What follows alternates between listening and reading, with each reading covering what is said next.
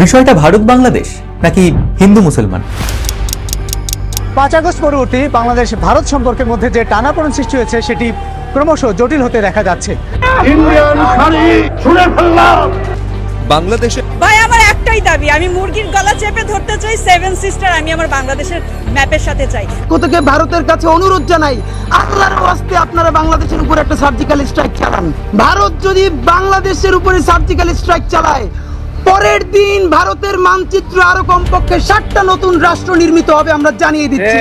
आज हम अपने बंगाली भाइयों को जवाब देते हैं कि भाई ये पाकिस्तान तुम्हारा है, इस पाकिस्तान का जो एटम बम है ना वो भी तुम्हारा है। বাংলাদেশে সাম্প্রতিক সময়ে সংখ্যালঘুদের উপর নির্যাতনের নানা অভিযোগ এবং এরপর সনাতনী জাগরণ মঞ্চের মুখপাত্র চিন্ময় কৃষ্ণ দাসের গ্রেফতারকে কেন্দ্র করে প্রতিবেশী ভারতের সাথে কূটনৈতিক সম্পর্কের দৃশ্যত অবনতি ঘটেছে। নিষিদ্ধ করতে হবে।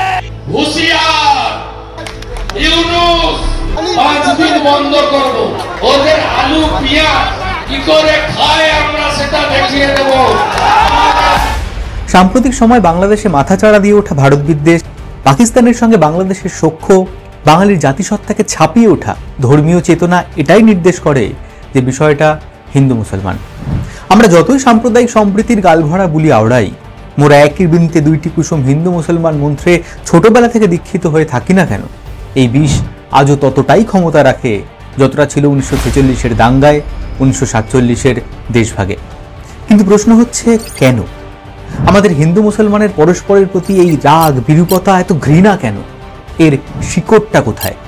শুরু থেকে হিন্দু মুসলমানের একে অপরের প্রতি এরকম বিদ্বেষ ভাব ছিল, নাকি এটা পরে তৈরি হয়েছে বা তৈরি করা হয়েছে?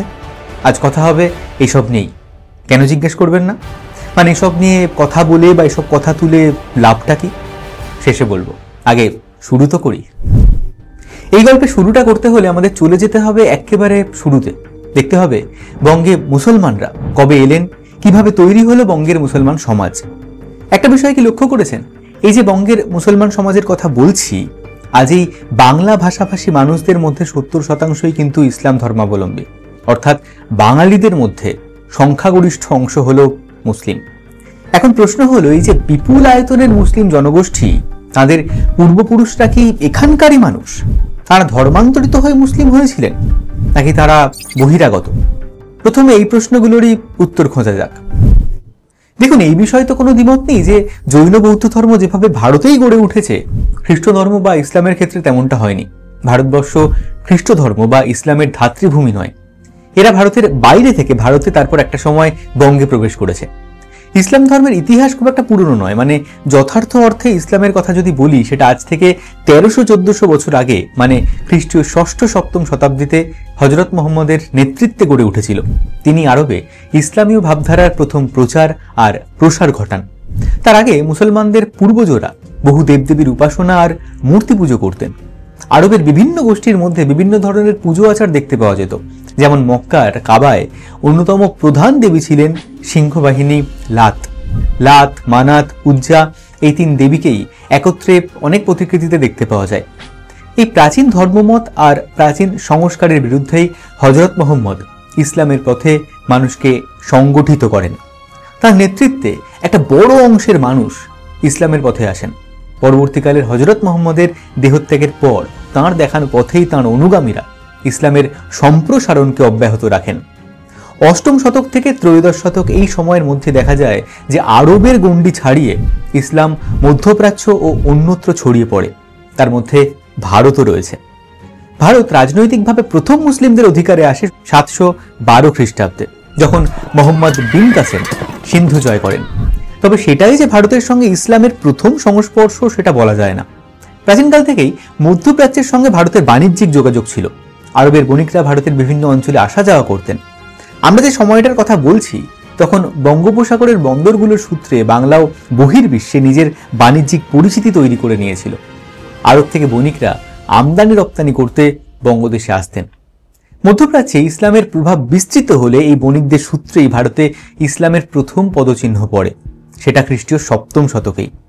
বাংলার ক্ষেত্রেও তেমনটাই বলা যায়। আগে আমরা মনে করতাম যে 1202-3 নাগাদ বখতিয়ার খিলজির যখন নদিয়া আক্রমণ করেছিলেন, তখন তার মধ্যে দিয়েই বাংলায় প্রথম মুসলমানদের প্রবেশ ঘটেছিল।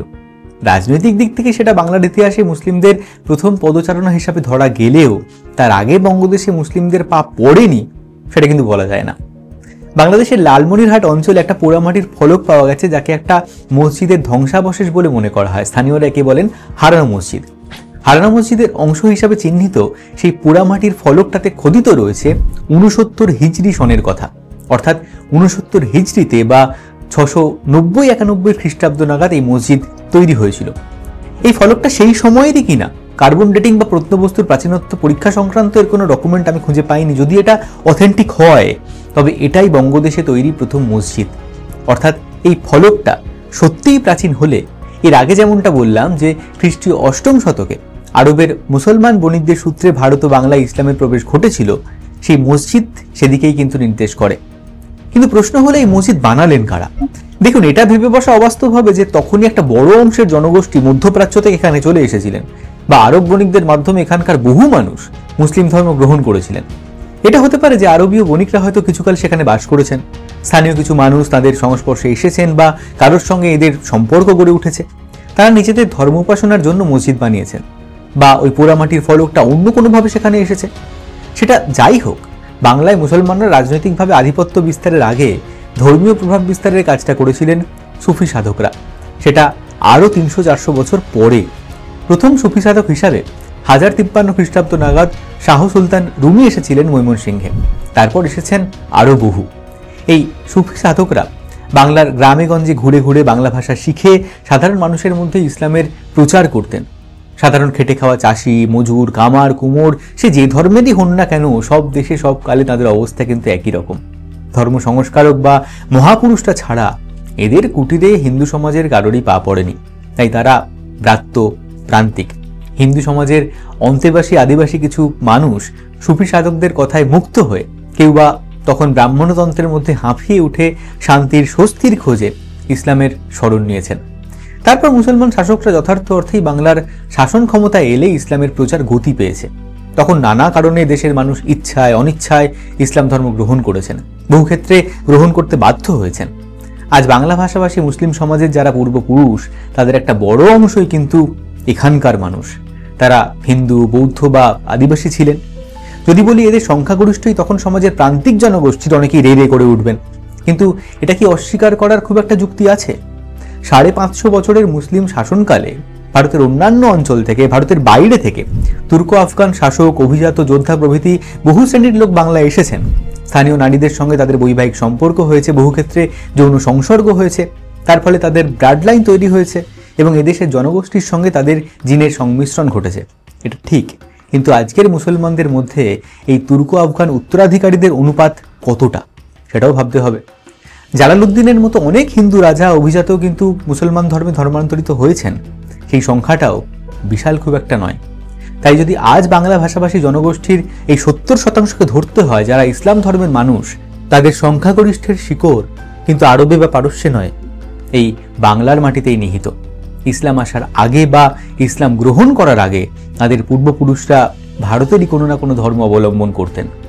কিন্তু যদি তাই হবে, তবে নিজের মাটির সংস্কৃতি, ঐতিহ্য, ভাষার চেয়ে অন্য ভূমির সংস্কৃতি, ঐতিহ্য, ভাষার প্রতি এত আকর্ষণ কেন? হিন্দু মুসলমান তো একই, তারা একই মাটির মানুষ, ভাই ভাই। তাহলে আজ হিন্দু মুসলমানের একে অপরের প্রতি এত বিদ্বেষ কেন? হিন্দু মুসলমানের এই সম্পর্কটা তেল জলের মতো কেন? এই বিদ্বেষের শিকড় কোথায়? চলুন এবার সেটা খোঁজার চেষ্টা করি। এই যে এক্ষুনি বললাম নিজের মাটির সংস্কৃতি, ঐতিহ্য, ভাষার চেয়ে অন্য ভূমির সংস্কৃতি, ঐতিহ্য, ভাষার প্রতি এত আকর্ষণ কেন? এর জন্য খুব গাল খেতে হবে। অন্য ভূমি আবার কি? যিনি মুসলমান, ইসলাম যার ধর্ম, ইসলামীয় ভাষা সংস্কৃতি তার জন্য অন্য বা বিজাতীয় হবে কেন? সেটাই তো তার আপন ধর্ম। কথাটা ফেলে দেবার মতো নয়। তবে কি জানেন তো, এককাল এখানকার কমিউনিস্টরা চীনের চেয়ারম্যান আমাদের চেয়ারম্যান বলে খুব লাফালাফি করতেন। চীন রাশিয়ার কমিউনিজমকে হুবহু কপি করার চেষ্টা করতেন। আরে ভাই, দেশভেদে মানুষের আচার বিচার গড়ে ওঠে, তার সঙ্গে সেই মাটি জলবায়ুর সম্পৃক্ততা থাকে। চোখ বুঝে তাকে কপি পেস্ট করতে গেলে ভুল তো হবেই।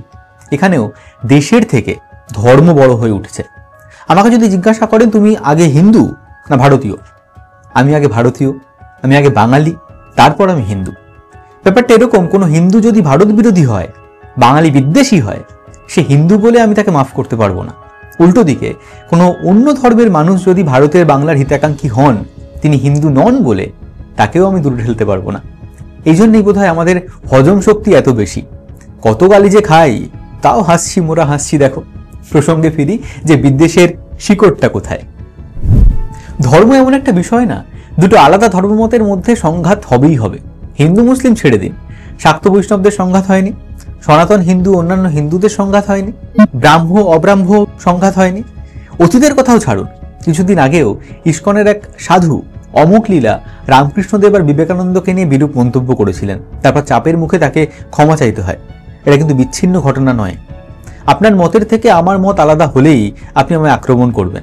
কেউ এড়িয়ে যেতে পারেন, কিন্তু কেউ বাগযুদ্ধে জড়াবেন, কেউ লাঠি সোটা নিয়ে রাস্তায় নেমে পড়বেন। ইতিহাসে বৌদ্ধ জৈনদের সঙ্গেও বারবার ব্রাহ্মণ্যবাদের সংঘাত ঘটেছে, তাই ইসলামের সঙ্গেও সংঘাত থাকবেই। কিন্তু এটাও ভেবে দেখুন যে শাক্ত বৈষ্ণব, সনাতনী ব্রাহ্মণ শূদ্রের যতই সংঘাত হোক, হিন্দু মুসলিম সমস্যার মতো আকার কিন্তু কোনোটাই ধারণ করেনি। দুই ভাই ঝগড়া করে আবার পাশাপাশি বসে মায়ের হাত থেকে ভাত খেয়েছে। হিন্দু মুসলমানের ক্ষেত্রে তবে তেমনটা ঘটল না কেন? তার কারণ প্রধানত রাজনৈতিক। পাড়ার মধ্যে কেউ ধীরে ধীরে মাতব্বর হয়ে উঠলে লোকজন যদি তাকে পছন্দ নাও করে, মোটামুটি একটা সময় গিয়ে মেনে নেয়, কিন্তু বাইরে থেকে কেউ এসে মাতব্বরি করলে ব্যাপারটা হজম হয় না। হিন্দুর সমাজ সেভাবেই মুসলমান শাসকদের পেয়েছে। হিন্দু রাজা দাহিরকে হারিয়ে বিন কাসেমের সিন্ধু জয় বা বাংলায় মুসলমান আধিপত্যের সূচনায় হিন্দুর সঙ্গে মুসলমানের সম্পর্কের সূচনাটা হয়েছে সংঘর্ষ আর সংঘাতের মধ্যে দিয়ে। খ্রিস্টানরাও কিন্তু বহিরাগত, তারাও এখানে খ্রিস্ট ধর্ম প্রচার করেছেন, বহু মানুষ খ্রিস্টান হয়েছেন। একটা সময় এদেশের মাটি থেকে ব্রিটিশদের উৎখাত করতে আমরা উঠে পড়ে লড়েছি, কিন্তু সেটা যতটা ব্রিটিশ বিরোধিতা, সাম্রাজ্যবাদের বিরুদ্ধে লড়াই, ততটা কিন্তু খ্রিস্টান বিদ্বেষ নয়। এর একটা কারণ, খ্রিস্টানদের সঙ্গে আমাদের সংঘাতটা সরাসরি ঘটেনি। ধীরে ধীরে ধীরে ধীরে তারা ছলে বলে কৌশলে সুচারুভাবে বণিক থেকে শাসক হয়েছেন। এদেশের মানুষদের কাউকে কাছে টেনে কাউকে দূরে ঠেলে জাতীয় ঐক্যতে তারা চিড় ধরাতে পেরেছিলেন। ততদিনে হিন্দু মুসলিমে আমাদের সমাজ বিশ্লিষ্ট। সেই বিষ বৃক্ষের চারা গাছকে জল দিয়ে সার দিয়ে তারাই তো বড় করেছেন, যা তাদের 200 বছর রাজত্ব করার সুফল দিয়েছে। সেটা আলাদা একটা প্রসঙ্গ। তারা এটা করতে পেরেছিলেন, বিষ বৃক্ষের চারাটাকে খুঁজে পেয়েছিলেন বলেই তো।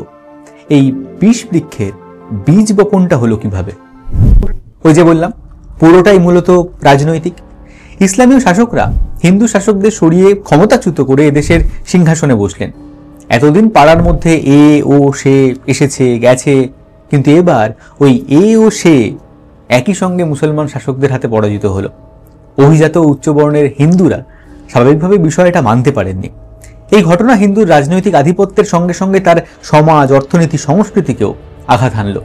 হিন্দুরা তখন বিজিত, মুসলমানরা বিজয়ী।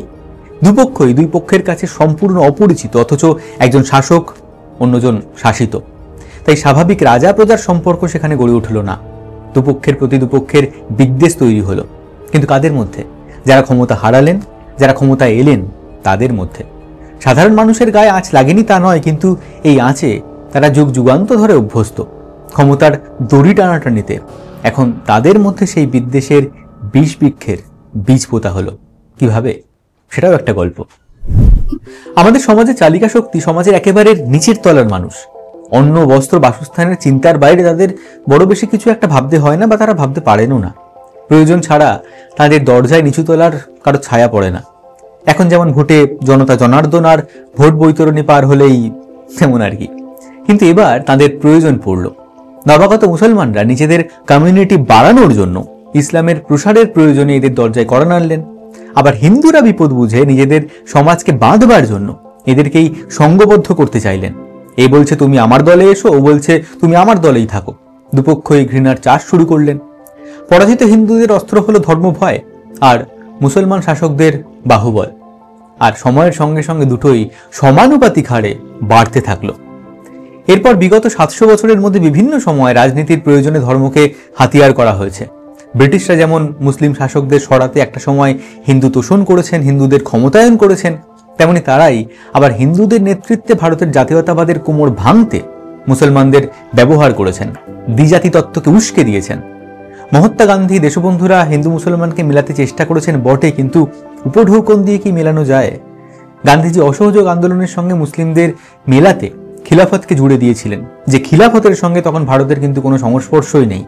আবার দেশবন্ধুর বেঙ্গল প্যাক্টে মুসলিমদের অনেক সুযোগ সুবিধা দেওয়ার কথা বলা হয়েছিল, যা হিন্দুদের মনঃপূত হয়নি। রবীন্দ্রনাথ থেকে নজরুল সকলেই সাম্প্রদায়িক সম্প্রীতির স্বপ্ন দেখেছেন, কিন্তু বাস্তবের মাটিতে দাঁড়িয়ে সেই স্বপ্ন বোধহয় দেখা যায় না। হিন্দু মুসলিম সাম্প্রদায়িক সম্প্রীতি ততক্ষণ অসম্ভব যতক্ষণ ভারতীয় উপমহাদেশের রাজনীতি আছে। একদিকে উগ্র হিন্দুত্ববাদ, তাকে কাউন্টার করতে মুসলিম তোষণ, আবার সেকুলারিজমের আদর্শে অটুট থাকতে সত্যিকে সত্যি না বলা বা রূঢ় সত্যকে এড়িয়ে যাওয়া, এসবের মধ্যে দিয়ে সাম্প্রদায়িক সম্প্রীতি কখনোই সম্ভব নয়। সেই বৃষবৃক্ষ আজ উপড়ে ফেলাও সম্ভব নয়। তাহলে উপায়?